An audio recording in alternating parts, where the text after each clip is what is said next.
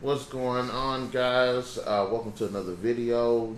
This video is going to be a discussion between me and Madam B about the Fallout games. And for those who haven't watched the channel, Fallout is one of my all-time favorite video game series.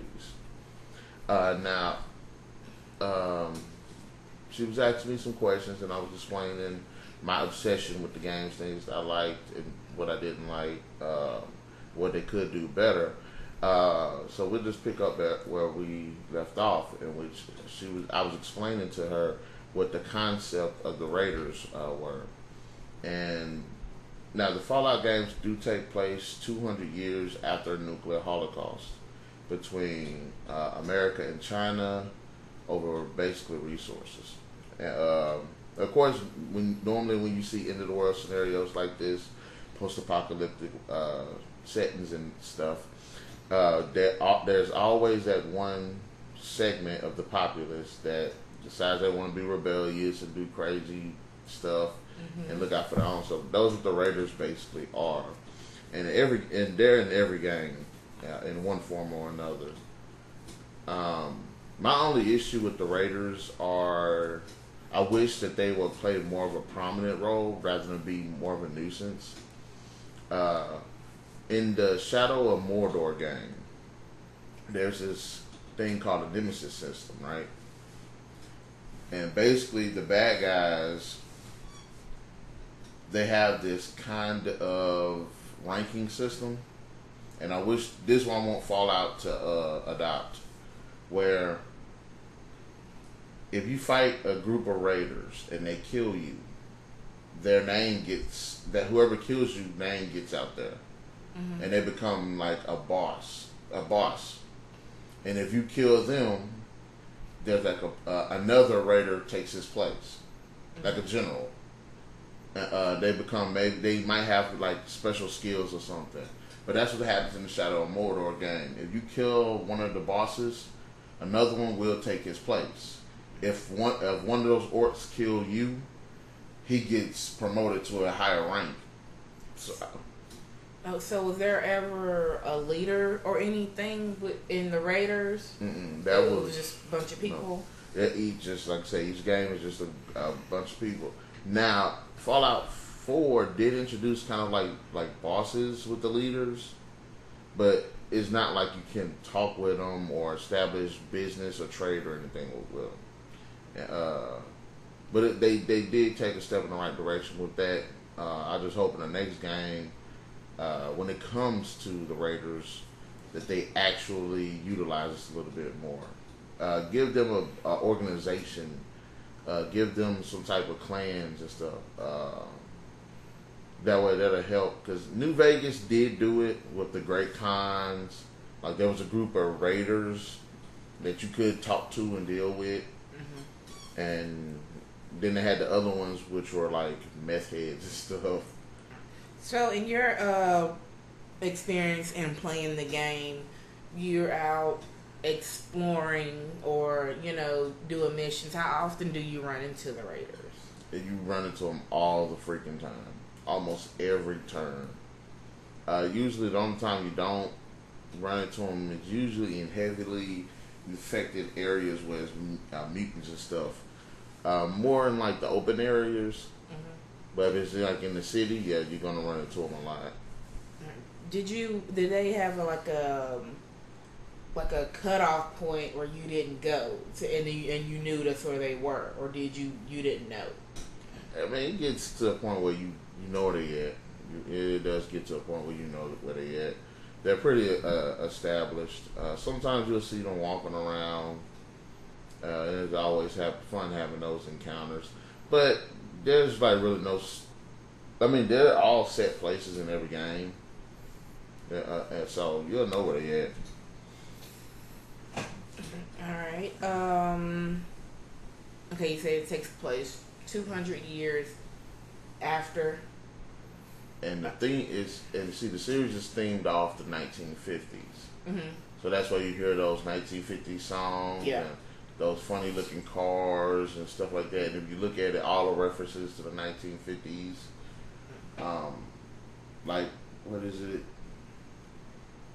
like with the way the robots and stuff are designed and everything, and the way that and the clothing styles in the game. All of them had a 1950s thing, and yes, it does. 200 years after that. All right, so you're up after you were frozen, right? And 4, yeah. Yeah. Okay. Well, so you're up and out and about, and like, what do you do? What's on your mind, or how it is in the game? Like what do you do? Like, do you encounter any Mirelurks then, or any bad people then, or do you have to go a little bit further to the game? It depends. Within your first mission, you do meet raiders, because there's this group of settlers that are stuck inside this building, and the raiders are assaulting it. So you help them out, and that's what I was telling you. You get the power armor, and then as soon as you get the power armor and you fight the raiders, the Death Claw shows up. Which I will say, 4 did a great job of making the Death Claw. Like, they did a better focus on the creatures having specific abilities. And this is where I like with in Fallout 3, they had to set creatures. In Fallout New Vegas, the creatures had like variety. It was more like you saw if there was a Death Claw or something. There was there was a young Death Claw, there was an adolescent Death Claw, there's the adult Death Claw, and then there's the bigger legendary Death Claw. Like, I like that because it was like you can see like the different stages of their lives, and other creatures had the same thing, like the mole rats, the wolves, the coyotes. Like, they had different stages of their lives, lives. And in Fallout 4, they gave the creatures more specific abilities, and they kind of did have like the stages, but they kind of did roll back on it. So, like with the Mirelurks, which I think they did more of the more focus on the Mirelurks than anything, because you do see the baby Mirelurks. They're cute, but they can kill you. They're a nuisance. But then you see the regular Mirelurks. You see the Mirelurk hunters, which they look like shrimp.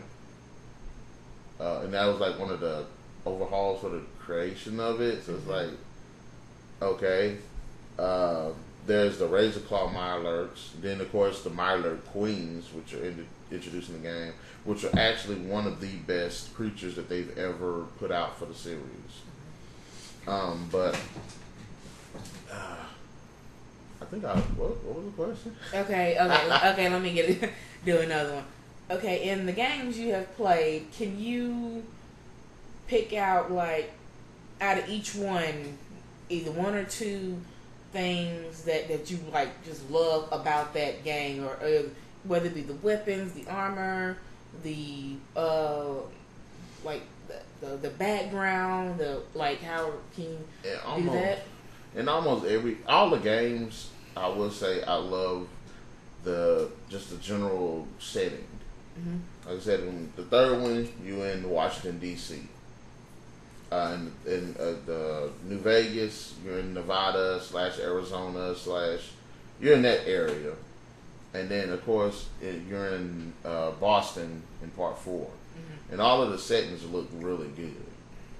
So it has tons of time for exploration, find hidden content, as well as just a good setting. Sometimes you just sit back and just look at how expensive the maps are. So in all of the games, I will say that and as far as maybe possibly having it's basically just a setting. The setting and the freedom. Those are the two things I like about all the games. It has a great, expansive setting, and then the freedom to go do whatever the hell you want to do. Okay. So that's my thing when it comes to that's my thumbs up thing for all the games. And like I said, I think if you start playing them, you'd have to get used to the kind of the controls a little bit and how things work, but you get the hang of it. I remember when I first played the game, I said I didn't like it, and I put it back. I took it back, and then ended up buying it again and played it, and I was like, this is a pretty good game. So when I managed to get out the first vault to go look for my father, the first one, ran to some raiders. They had me on the run. It was so, they almost killed me. Like, and this is how messed up it was. I took off running after fighting them, and I hid under a bridge, and they were hunting me. Like, you know how like under the bridge, like a highway, they had you can hide up under it, you can get up under it. Yeah. I hid back there, and I could see them run across the way looking for me. And I was like, they're gone. So I snuck off that way. And once you beat one of them, once you get the controls of one game, you got the controls for all of them. All right. I noticed, like, I don't see you playing 4.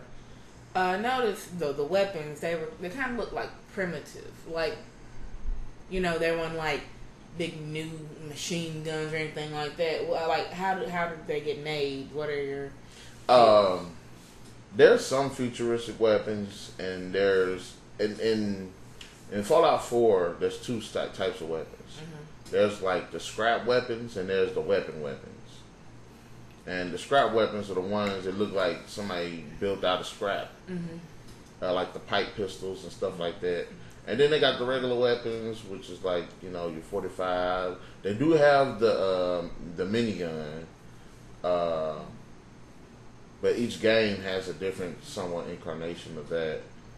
The weapons are, I believe they're still being developed, which was kind of a storyline in New Vegas, I believe, the Gunrunner story, which I never got to. I didn't get to play. I hadn't played yet, but I will when I get a chance.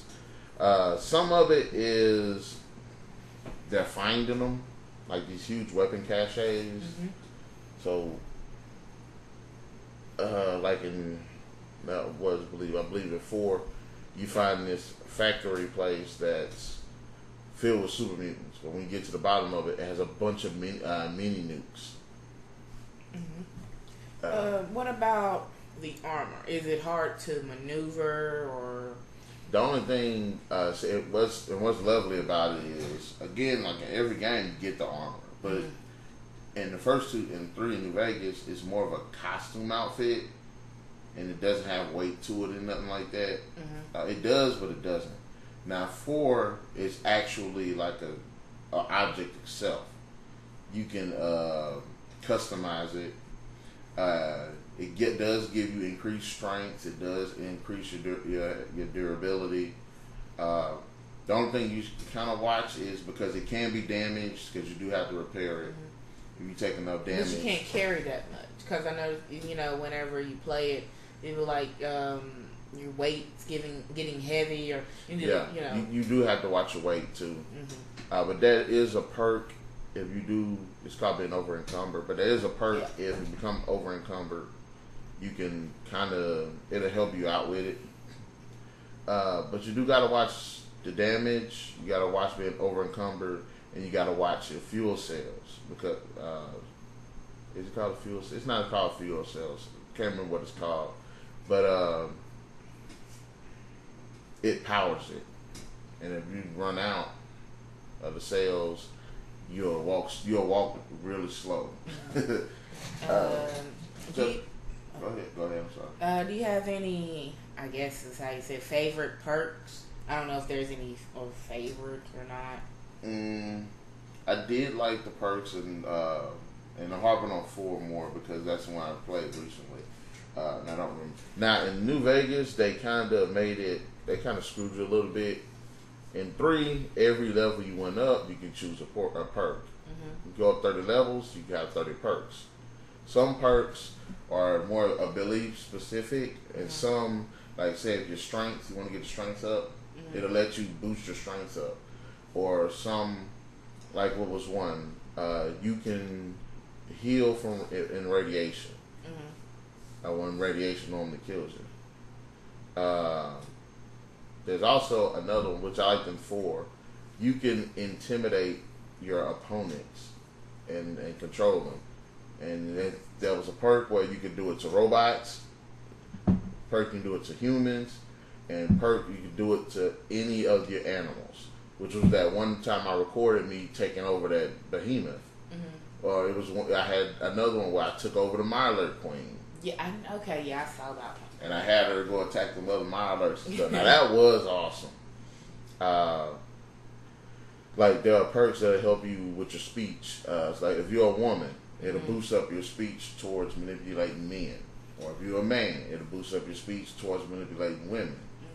Okay. And there's a lot, but I'm sorry, in New Vegas, 3, if you had, you can go up 30 levels, you get 30 perks. In New Vegas, I think you get 30 levels, but you get a perk once every 2 levels, which I didn't like that. Plus, a lot of them perks they had in that game I didn't like. Well, how long would it take you to reach a new level? It depends on the mission you do, the amount of enemies you kill, the items that you collect, how much you explore. It depends on like so many factors. Because everything you do, you get a certain amount of experience. So you find stuff like along the way, and you just anything that'll be of use, you just pick it up. You can take it if you want. You can either sell it, and more specifically, and again, I go back to 4 really, because in 3 in New Vegas you can get junk and you can sell it. Mm-hmm. That's basically what it's there for. 4, it's a little bit more. They do a little bit more with it, such as crafting. So if you get cans or something, like with the settlements that I was building, that's why I kept getting all that trash. I'd store it into the settlement, and then if I needed to build walls and stuff, it broke down the material for me, so I could build the walls. Or if I needed material to customize my weapons, customize my armor, customize my power armor, it would take it from that heaps of trash and stuff that I had. So it made collecting the trash useful. Okay. And that's basically one of the highlights of the games, especially when it comes to collecting trash and stuff like that. But not too much in other games. If you did collect trash, you sold it. Mm-hmm. Which again, I hope in the next game they kind of do that. But I hope they also utilize it a little bit more. Like say if somebody's a junker, says, hey, if you give me some trash, I give you some money. That'll help utilize scrap. So money is still a factor in there. Yeah, it's different, slightly, but not really. They don't use money per se. They use caps. Okay. Like bottle caps. And you will find a lot of money, like bills and stuff, and it's totally useless. Yeah, you can't do nothing with it. Mm-hmm. But the bottle caps is an interesting idea. So if you drink like their version of Coca-Cola, which is called Duca-Cola, you can you'll hear it. Whatever, if you drink it, you'll use that. You'll take that cap. New Vegas did a thing where they had certain caps had stars in them, and they were utilized for a specific mission. So I was like, I hope they would bring that back, because you help make bottle caps collecting worth it. Outside of actually having currency, it actually goes for something else. Okay. And I would like to see, like the next game, which I ended up wrote down like 30 things I wanted to see in the Fallout 5 game. So they have one coming out? It's being, I'm not sure if it's being confirmed, but it's after Fallout 4. People have just wanted to jump onto the whole bandwagon when it comes to the Fallout game. Which after this, I might actually start shooting those videos. I just want to record it like this. Oh, okay. But as far as the Fallout 5, because the Fallout games have not been perfect. For like the 80% of the game that is just flawless in the gaming experience, the 20% that it has, you know what, I might say 90%, but the 10%, because the games do have moments where the loading times are horrendous, and too many loading times. Like you saw when I was playing the Just Cause 2. See how big that map was? The only time you saw it loading really on any point was when I was like having that guy take me to a certain spot. Now the game is limited because you can't go like in buildings and caves and stuff like that. But you know what I'm saying, there ain't really no loading. And the Fallout does have like really long loading times. Also, there are problems when it comes to the graphics and the game engine itself.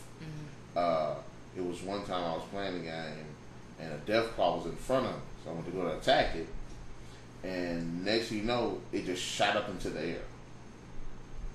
Is it supposed to do that? No. I was like, what?